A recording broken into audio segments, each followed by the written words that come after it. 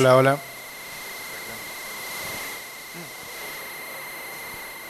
Muy buenas tardes, le damos la bienvenida a este nuevo ciclo de conferencias en esta nueva edición de Expo Industrias. Vamos a comenzar hoy con un panel sobre inteligencia artificial y justamente para ello lo tenemos al ingeniero Federico D'Angiolo, quien nos va a dar justamente esta exposición. Así que Federico, te dejo con el público, no solamente quienes están aquí presentes, sino quienes siguen esta emisión a través del streaming de Expo Industria. Bueno, muchas gracias. ¿Qué tal? Antes que todo, muchas gracias por estar aquí presente. Bueno, un poco la charla es inteligencia artificial con sus desafíos y oportunidades, sobre todo, digamos, en lo que es el ámbito académico e industrial, ¿no? Vamos a empezar, digamos, con estos tres pilares, digamos, dando un poco lo que es la introducción. ¿Cuáles son las aplicaciones en la carrera que venimos trabajando, pero que se acoplan a la industria, ¿no? Claramente. Y los desafíos y oportunidades que nos esperan, por lo menos en el tiempo presente y en un futuro, ¿no? A priori podríamos pensar que la inteligencia artificial es una forma de hacer que las máquinas piensen, ¿no? En este sentido podríamos pensar tal vez alguna máquina que se encargue de ejecutar, como puede ser por ejemplo una cafetera, ¿no? La cafetera a priori podemos darle órdenes a través de botones, pero claramente carece de cierta inteligencia artificial, ¿ok? Entonces, bueno, pensemos cómo hacer que un dispositivo que a priori ejecuta órdenes, hacerla más inteligente. Bueno, lo que necesitamos como patrón básico es un software dedicado para eso, ¿sí? Si bien hoy en día hay muchos tipos de software, por ahí lo que más se usa es Python, ¿sí? Algo con mucha prevalecencia, R, Julia, entre otros, digamos, pero por ahí Python es el más versátil en este sentido, ¿no? También para que esa cafetera se vuelva inteligente necesitamos dotarla de ciertas teorías, de ciertas metodologías, cierta matemática, ¿no? Es decir, no es puramente programación. Y aparte de eso necesitamos que la máquina pueda entender el mundo. ¿Sí? En este sentido, ¿a qué nos referimos? A dotarla de sensores, pueden ser cámaras, sensores de posición, sensores de temperatura, humedad, sobre todo en lo que es en la cafetera, en particular en eso puede ser para otro. Al tener sensores esa máquina, ese dispositivo, capta el mundo, con ese mundo a través de un software dedicado y ciertas metodologías puede volver a actuar en el mundo. De alguna manera, algo parecido a lo que hacemos nosotros. Podemos de alguna manera sensar el mundo, razonarlo, pensarlo y volver a actuar. Bueno, algo similar es lo que intenta hacer la inteligencia artificial. Algunos ejemplos por ahí, algo cotidiano, detección de spam. Muchas veces estamos verificando el mail y vemos que hay ciertos correos que o son deseados o no son deseados. Esos son uno de estos ejemplos donde se puede clasificar, sin una palabra importante ahora en inteligencia artificial, clasificar cuál mail puede ser spam o no. Clasificación de opiniones, por ejemplo en redes sociales, ¿no? Vieron que muchas veces en las redes sociales hay ciertos comentarios por ahí negativos, un poco más positivos. Bueno, esos comentarios se los puede clasificar y obtener datos, por ejemplo, ¿no?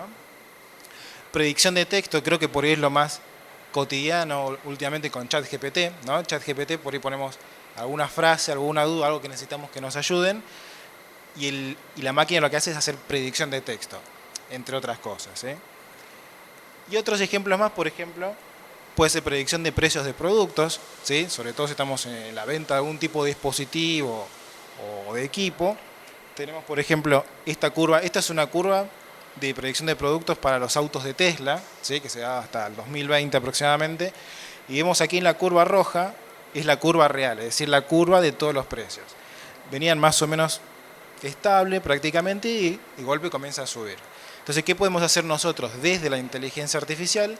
Por ejemplo, programar una red neuronal para que pueda predecir cuál va a ser el precio en un futuro dado. Por ejemplo, un mes, por decir algo, o a la próxima semana. Entonces, con la curva azul vamos a programar una red neuronal que sea capaz de seguirla. Acá se ve que no es muy capaz todavía porque esa red neuronal necesita de entrenamiento. ¿Bien? O sea que si nuestra red neuronal está bien entrenada, esta curva azul debería parecerse a la roja y predecir lo mejor posible los precios, que es un poco nuestro objetivo. ¿Bien? Bueno, en este sentido también tenemos algo de inteligencia artificial generativa, que es también lo que estamos por ahí muy acostumbrados últimamente con texto, música, distintos tipos de fotos, por ejemplo. Acá, bueno, a cierta inteligencia artificial le podemos pedir, mira, necesito la foto de un robot pintando, que sea con cierta connotación del futuro, ¿no? Detección de distancia social, esto por eso hace unos años, vieron con el tema del COVID que tuvimos, que había cierta distancia social, bueno, ¿cómo podemos predecir esa distancia social? Es decir, si se está cumpliendo esa distancia social. Hay ciertas redes neuronales que nos permiten hacer lo que se llama detección de objetos, en este caso sería la detección de rostros, ¿bien? No sé si se llega a ver por ahí un numerito acá que es la probabilidad de que eso sea un rostro, por ejemplo, y al tener seleccionado el rostro podemos medir, por ejemplo, la distancia y corroborar o verificar si hay cierta distancia social. Claramente esto es una aplicación social, pero puede ser también en la industria, ¿no? Que determinados postes, por ejemplo, están a determinada distancia, ¿sí? Con determinadas aplicaciones. Algo que hoy en día se da mucho también, que son los vehículos autónomos, ¿no? En realidad ya viene de larga data, ¿no? Lo que son vehículos autónomos. Pero los vehículos autónomos, lo que tienen de particular cada uno de estos es que están dotados de sensores. Sensores como cámaras, lidars, sensores GPS, digamos, de posicionamiento. Con lo cual cada auto es una fuente importante de datos. La pregunta es, bueno, ¿qué hacemos con tantos datos? Esos datos nos pueden permitir, a través de redes neuronales, predecir ciertas trayectorias que pueden seguir los vehículos. ¿Bien? Es decir, yo puedo predecir si este vehículo va a seguir y cuál tiene adelante y cuál tiene atrás. ¿Sí? De alguna manera hay cierta comunicación entre ellos. Podemos favorecer la comunicación entre ellos y mejorar la trayectoria de cada uno de esos vehículos. Acá intervienen muchas técnicas, por ejemplo, redes neuronales, algo que se llama clustering, que es agrupar. Podemos agrupar a vehículos por ahí con determinada velocidad, ¿sí? Determinada trayectoria. Entonces, todo eso entra dentro de la rama de inteligencia artificial. ¿Sí? Bueno, un poco lo que charlamos un ratito. Por ahí ChatGPT, la herramienta por ahí cotidiana que se usa mucho últimamente, que es, bueno, nos permite ayudar o por ahí favorecer mucho el tiempo en el que hacemos una actividad. Una actividad que por ahí antes nos llevaba 2 días, quizás ahora nos puede llevar 3 horas. ¿Bien? Aquí también corren muchas redes neuronales, sobre todo unas que llaman transformers, ¿sí? Hay variadas redes neuronales, pero muchas veces lo que hacen es ir reconociendo ciertas similitudes en palabras y tratar de clasificarlas. ¿Sí? ChatGPT no es la única herramienta, existe BART, no sé si por ahí la llegan a usar. Digamos, es una herramienta bastante similar y tiene sus pros y sus contras, como también ChatGPT, ¿no? Entonces, luego de haber visto todos estos ejemplos o aplicaciones, que son algunas nada más, claramente, ¿no? Tenemos muchas más. Podemos hacer como un panorama general de lo que es la inteligencia artificial. El globo grande, digamos, podemos ponerlo como que la inteligencia artificial es capaz de censar, razonar y actuar en el mundo. Es de alguna manera lo que hacemos nosotros como seres humanos.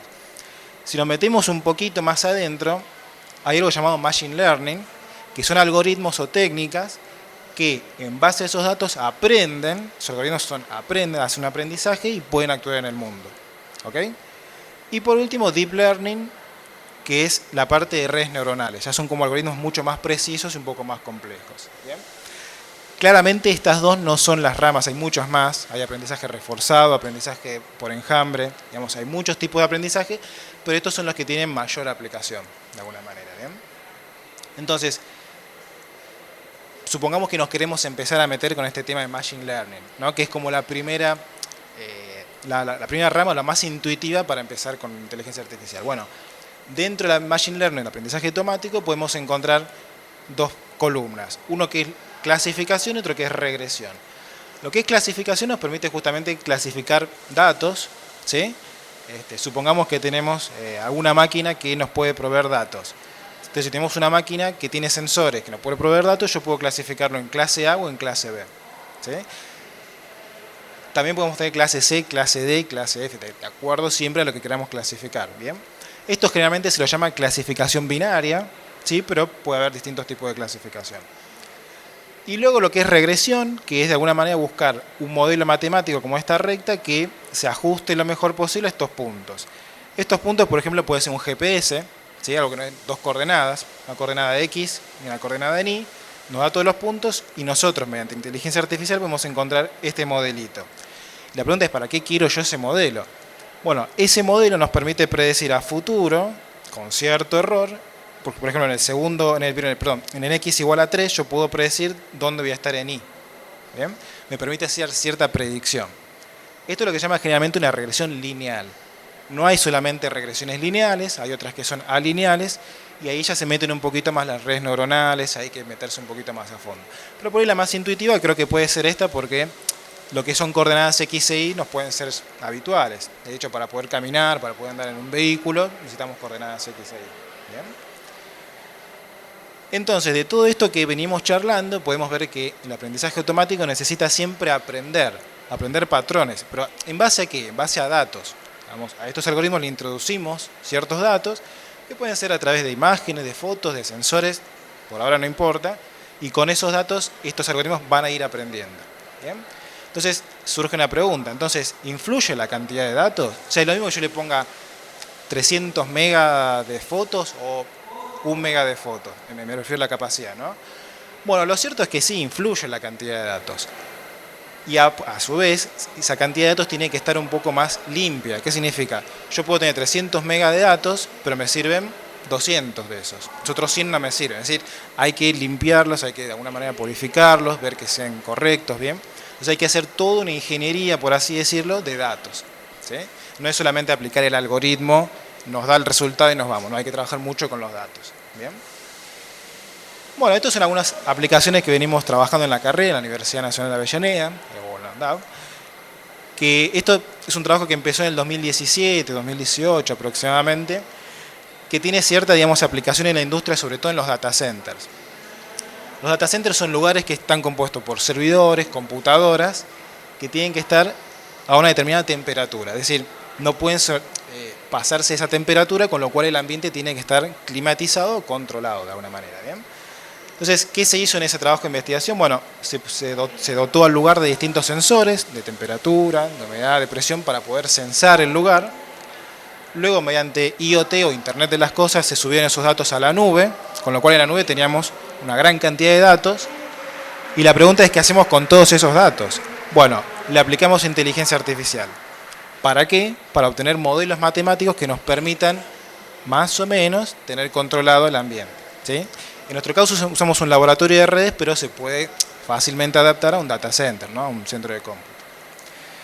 Esto es un poco el panorama, es como un plano visto desde arriba, un plano superior, donde teníamos, acá en el medio hay 2 racks, en cada rack hay servidores, ¿sí? Y en los costados se conectaron S5, S3, S4 y S2, son como unos modulitos que tienen sensores de temperatura y un modulito llamado SP8266, no sé si tal vez escucharon hablar, que lo que hacemos es programarlo para que tome esos datos y vía Wi-Fi los suba a la nube. ¿Bien? Con lo cual en la nube ya teníamos toda una cantidad de datos durante 8 meses. Durante 8 meses cada 15 segundos se tomaban datos, con lo cual la cantidad de datos era bastante suculenta, ¿no? Aquí está un poquito mejor explicado. Tenemos la humedad, temperatura y la presión del ambiente, mediante sensores, estos 3, DHT22, DS1820 y BMP280, censamos esas variables, se las pasamos al mini WIMOS, que es como un microcontrolador, un microprocesador que permite tomar estos datos, los sube a la nube, acá imaginemos que hay una nube, y ahí tenemos los datos. Esos datos los bajamos y mediante Machine Learning, que es lo que veníamos charlando hace un ratito, podemos aplicar distintas técnicas. Hay aprendizaje supervisado, no supervisado, clasificación, regresión, que es lo que venimos charlando. Entonces, partimos desde allá con simples variables climáticas y llegamos a obtener modelos matemáticos que nos permiten predecir cómo se va a comportar el ambiente y tratar de cuidarlo, ¿no? Estas son algunas variables censadas. Acá censamos temperatura. Bueno, teníamos 4 sensores distintos y cada uno con sus módulos. Entonces podemos ver cómo variaba la temperatura. No sé si llega a ver. Acá está la hora, 17:25, 17:40. Es decir, teníamos el dato preciso que pasaba cada rato. Entonces de esto surge algo importante. Tenemos una cantidad de datos, hay que limpiarlos, hay que analizarlos. Bueno, ¿por qué? Porque si nosotros, por así decirlo, ingresamos esos datos directamente al algoritmo, el algoritmo puede predecir o clasificar mal. El algoritmo no se fija si el dato está limpio, si está bien, si está corrupto de alguna manera, corrupto en el sentido que llegó mal. Lo aplicamos y listo. Entonces lo que hay que hacer es un análisis previo. O sea, algo que nos pasó en ese momento es que a veces los sensores de temperatura se resetean por distintos motivos, por algún corte de energía, por lo que sea, se resetean. Entonces nos pasaba que había valores, por ejemplo, que saltaban de 0 grados a 300 o de 300 a 0, lo cual eso para nosotros era un indicativo de que estaban dando mal la toma de temperatura.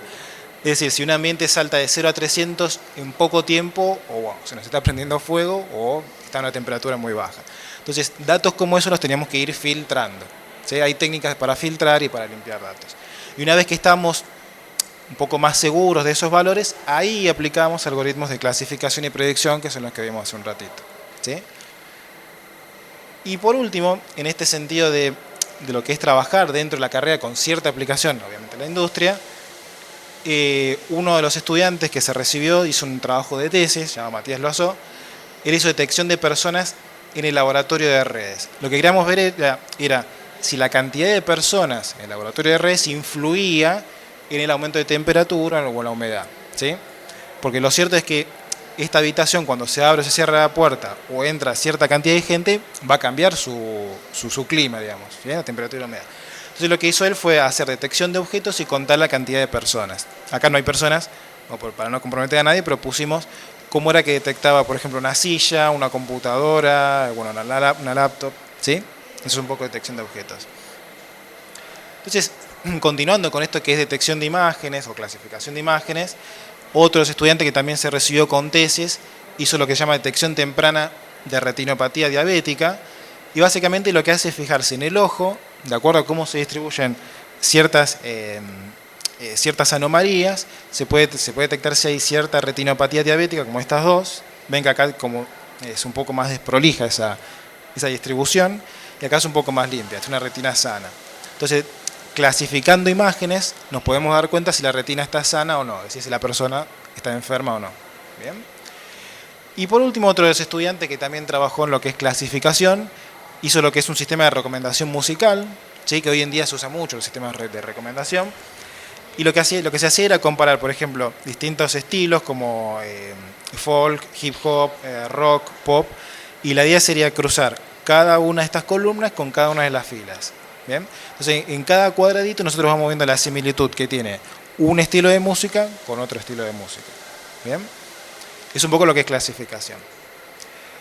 Y por último, bueno, habiendo tenido todo un panorama de dónde se aplica, cómo por ahí nosotros desde la universidad lo venimos aplicando, ver cuáles son los desafíos y las oportunidades. La primera sería, bueno, cómo interactúan ChatGPT y BART, acá lo pusimos en las cursadas, pero cómo interactúan esas herramientas en nuestro día a día. Es decir,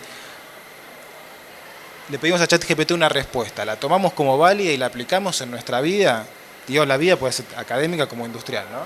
La aplicamos directamente o nos encargamos de corregirla o de leer o de preguntar, y una vez que más o menos pudimos cerciorarnos un poco más, ahí aplica la respuesta. Lo mismo con BART, ¿no? O sea, ver de no tomar esa respuesta por ahí como verdadera y única, y lo dijo ChatGPT y entonces lo aplico derecho. La otra es, bueno, algo importante, cómo se vincula la industria y la investigación en este sentido. Hay muchas herramientas como MLOps o Machine Learning Operations que toman muchas cosas de estos algoritmos y van todo el tiempo trabajando o actualizándose. ¿Sí? Muchos de estos ejemplos pueden ser, por ejemplo, las páginas por ahí para compras y ventas. Todo el tiempo tienen que estar, digamos, actualizando cuál es el conjunto de datos de compra, de ventas, de productos, en qué zona, los precios, todo eso son datos. ¿Bien? Y bueno, y lo último es cómo nos pueden ayudar estas herramientas de la inteligencia artificial para hacer ciertas presentaciones. Bueno, acá dice resúmenes, pero pueden ser cualquier tipo de actividad que nos sirva en el día a día. ¿Bien?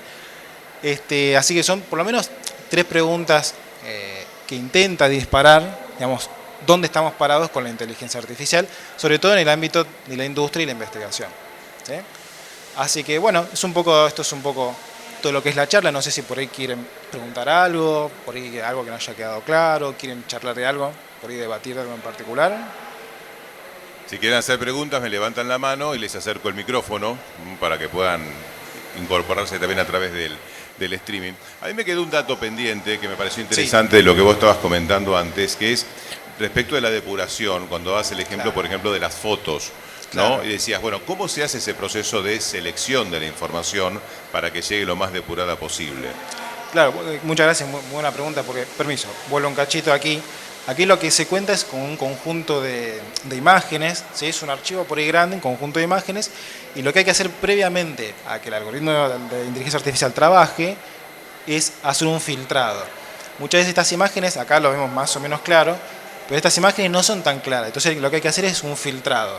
¿Qué hace ese filtrado? Bueno, le puede dar un poco más de brillo, puede hacer que se note más alguna sección, y una vez que estamos un poco más seguros de lo que queremos ver, porque quizás no nos interesa toda la imagen, quizás queremos ver estas partes del ojo, entonces hay que filtrarlo, pulirlo, digamos, y una vez que estamos cerciorados de eso, ahí aplicar, en este caso, una red neuronal, ¿no? Se llama red neuronal convolucional, pero sin entrar en el detalle, por ahora es una red neuronal, digamos, ¿no? Y lo otro que me quedó pendiente también es, vos hablabas de cómo se puede utilizar la inteligencia artificial a nivel, por ejemplo, de la industria, los productos, Claro. y pensaba en las redes sociales, a propósito del ejemplo que dabas, que por ejemplo Spotify, que uno lo Claro. utiliza habitualmente y nos da una selección musical, Claro.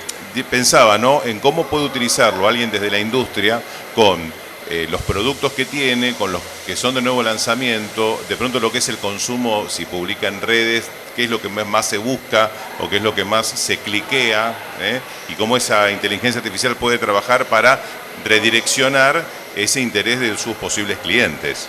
Claro, es muy buen punto. Hay lo que se llama a veces generalmente segmentación del mercado, ¿no? Que muchas veces decir, bueno, ¿dónde vamos a actuar? ¿En qué parte del mercado? ¿Qué parte de la industria es la que más nos sirve? Entonces, se hace una segmentación, se buscan similitudes, por ejemplo, cuáles son los últimos productos vendidos, por ejemplo, en el último mes, con qué características y con qué precio. Encontrando esas similitudes, ahí podemos llegar a hacer una predicción de cuánto vamos a vender y a qué precio lo podemos llegar a vender. O sea, primero hay que buscar la similitud y después hacer una predicción de esos. En definitiva, un poco la conclusión es que estamos utilizando mucha más inteligencia artificial de la que creemos conocer, porque evidentemente en montones de aplicaciones la estamos usando a pesar de no saber quizá que es inteligencia artificial. Sí, tal cual. Por ahí, digamos, pasa eso, digamos, que por ahí tenemos cierta automatización en lo que hacemos y por ahí no nos damos cuenta que, claro, realmente por atrás, por así decirlo, está corriendo la inteligencia artificial. ¿Alguien quiere realizar alguna otra pregunta? Sí, te acerco el micrófono. ¿Qué tal? ¿Qué tal? ¿Cómo estás? Quería hacer una pregunta sobre la IA. ¿Se puede usar para buscar personas desaparecidas? Sí, digamos, eso se podría hacer. Lo que se puede hacer es primero buscar si hay algún dataset, un conjunto de datos, o por lo menos tener un conjunto de datos de personas, por ejemplo, de edad, de lugar, y tratar de por ahí entrenar esa red para después, si vos necesitas alguno, ver si la encuentra dentro de ese conjunto de datos. Lo que no sé si se puede hacer predicción, en ese sentido desconozco, quizás sí se puede hacer, pero no desconozco eso. En caso de desapariciones, o sea, que busquen menores de edad, yo a eso me refiero mayormente. No te escuché, perdón, ¿cómo? En caso que busquen menores de edad, más o menos que, o en el caso, por ejemplo, este chico que desapareció, Logan, Claro. más o menos si la IA puede servir para que dé probabilidades donde o lo secuestraron o... Claro, sí, ahí lo que se puede hacer es, a ver, entiendo que ahí habría que tener un conjunto de datos que no sé si es posible tan fácil acceder. Si se pudiera acceder a un conjunto de datos, por ejemplo, por decir algo, de huellas, viste que donde vas caminando, si se puede acceder a ese conjunto de datos, pienso que eso podría ayudar. Pero quizás tendrías que tener como un conjunto de datos más interesante, más rico en cuanto a huellas, imágenes, de cámaras. Yo supongo que con esas imágenes podré filtrarlas, porque por ahí a veces no son tan nítidas las imágenes. Entonces tenés que filtrar y ahí ver si se puede hacer una clasificación. Pero sí, entendería que sí, siempre y cuando ese conjunto de datos sea accesible y pueda ayudarnos, ¿no? En cierto modo, el ejemplo que vos dabas de los rostros, cuando hablabas del caso de la pandemia, los rostros que se veían Claro. con las imágenes con los barbijos Claro. y la distancia social, es un poco lo que se aplica también para los parámetros a nivel seguridad, para identificar por rostros que se están utilizando, por ejemplo, en estaciones de transbordo.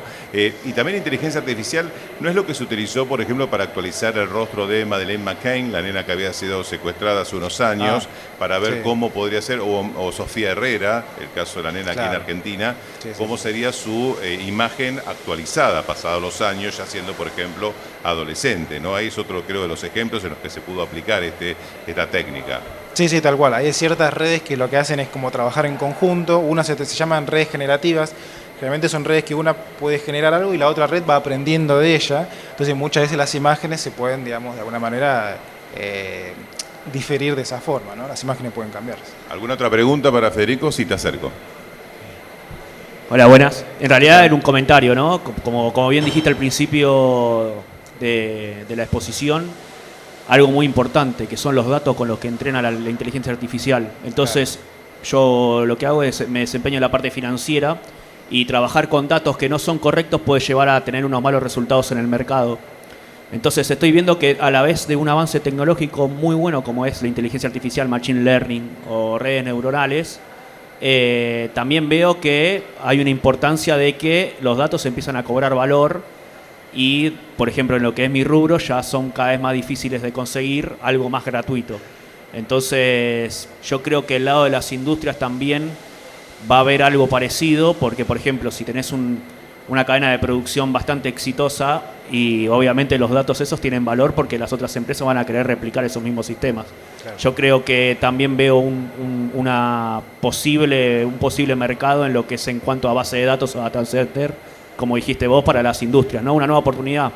Porque, por ejemplo, como los supermercados con el código de barras, ellos más o menos vendían la información a las fábricas para ver que se vendía más o no, eso en marketing más que nada. Entonces ahora para entrenar algoritmos yo creo que también los datos van a tener un valor ya casi inmediato en lo que es la parte financiera ya tiene un valor, pero en la parte industrial yo creo que cada empresa puede capitalizar sus datos o su información.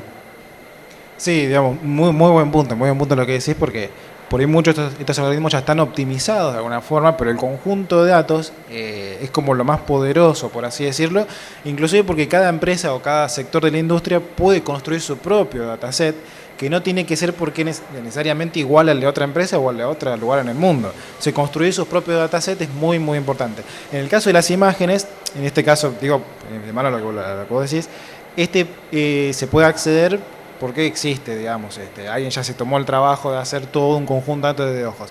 Pero lo cierto es que nosotros podríamos hacer otro conjunto de datos un poco más actualizado, si se quiere, donde podamos encontrar cosas nuevas. Con lo cual, como decís vos, el poder de los datos ya pasa a ser algo importante, ¿no? Ahora, perdón, ¿no? Pero es interesante lo que él plantea porque claro, justamente cómo empezar a preparar y a capacitar desde los primeros niveles de cualquier organización a generar esos datos correctos, porque claro, muchas veces los datos incorrectos parten desde el nivel inicial, que una recopilación básica claro, no se hace sobre los parámetros que se van a necesitar para aplicar a esos algoritmos. Claro, tal cual, digamos, la recolección de datos como tal se puede automatizar. Después lo que hay que analizar, digamos, con cierta lógica y con cierto conocimiento también. Porque claramente, digamos, si vos estás en algún sector de la industria o de alguna empresa, hay que tener cierto conocimiento sobre si ese dato está bien. Más allá de que me digan, mira, fíjate estos valores. Bueno, yo tengo que tener cierto conocimiento sobre si esos valores están bien. Quizás surge algún nuevo dato y no me lo dijeron y yo tengo que tener cierto conocimiento, cierto aprendiz sobre esa materia. ¿Alguna otra pregunta para Federico D'Angiolo? ¿Alguien más quiere hacer alguna consulta? Sí, ahí te acerco el micrófono.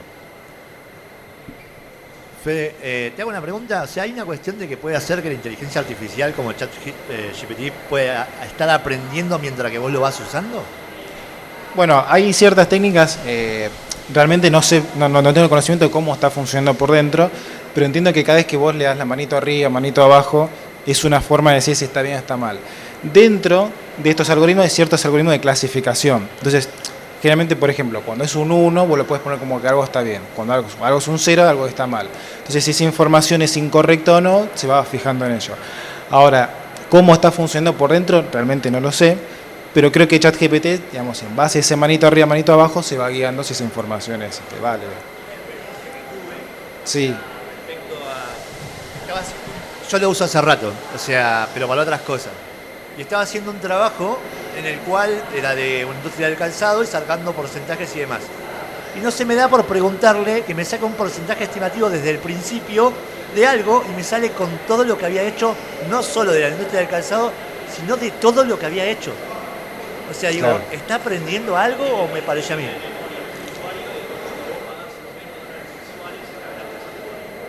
O sea, me pareció...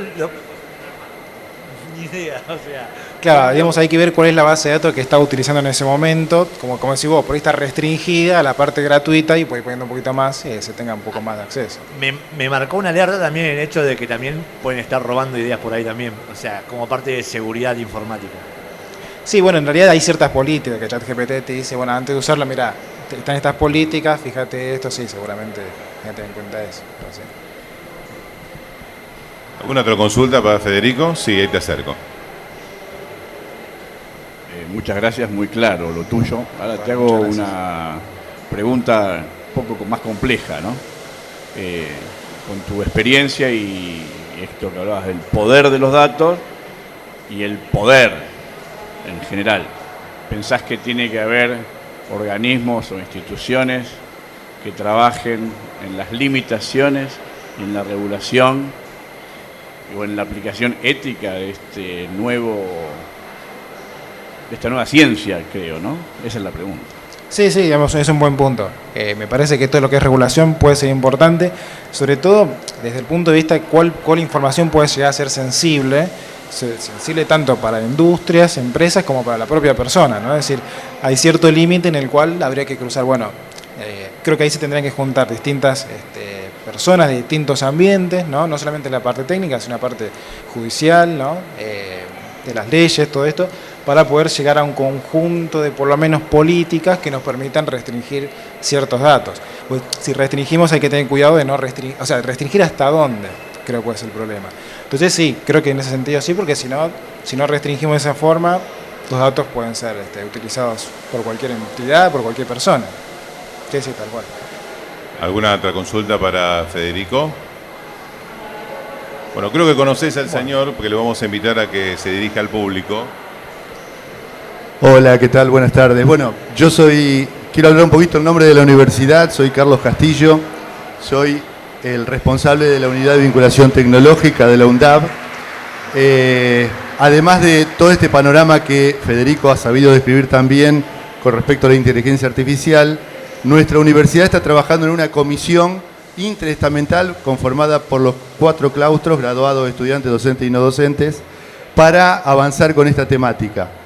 La UNDAV es una universidad con mucha raigambre territorial, tenemos muchas actividades tanto académicas como de extensión y de vinculación en el medio. Casualmente mañana tenemos una reunión con gente de la Unión Industrial de Avellaneda para hablar sobre unos servicios que podemos brindar, estamos empezando ahora a brindar a las pymes de la zona relacionado con la inteligencia artificial, Internet de las Cosas e Industria 4.0. Además de eso, nuestra universidad tiene básicamente 2 carreras de ingeniería, después tiene varias tecnicaturas, ingeniería de materiales e ingeniería informática. Y con respecto a la relación con el medio, tenemos laboratorios de avanzada, tenemos soldadura láser, PLC, bueno, tendría que estar un rato largo para contarle lo que podemos hacer para la industria y el comercio de la zona. De la zona y más allá también, no tenemos una limitación geográfica, digamos, ¿no? Cualquier cosa están invitados, nuestro stand está acá a mi derecha, casi contra el otro salón, como para los que quieran consultar cuestiones que tengan que ver con temas académicos, de vinculación o lo que quieran. Y por último, hoy a las 4, si llega, nuestro rector, el ingeniero Calzoni, va a dar una charla también relacionada con toda esta temática, junto con el rector de la Universidad Jaureche, a las 4 de la tarde en este mismo salón. Digo si llega porque estuvo de viaje, no sé si va a alcanzar a llegar, ahora falta 1 hora y media más o menos. Pero bueno, también están invitados y bueno, ya conocen, creo que es conocido por todo el mundo en la Argentina la problemática universitaria. Este trabajo que vienen desarrollando estos chicos es una muestra más de lo que la universidad pública puede hacer, ¿no? En esto también la Universidad Pública Argentina está trabajando en el mayor nivel de la tecnología con la escasez que todos conocemos.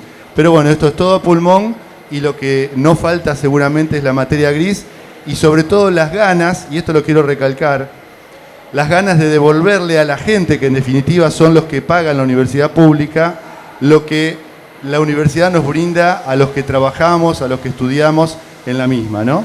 Así tiene que ser, esa es la forma en que se completa este círculo virtuoso de la educación universitaria en nuestro país. Bueno, creo que nada más, muchas gracias. Gracias, Federico, por la exposición. Muchas gracias a todos. Gracias a ustedes por estar presentes y los invitamos a la próxima charla que va a ser a las 2 de la tarde. Alianza para el Desarrollo Sostenible de la UTN. Gracias.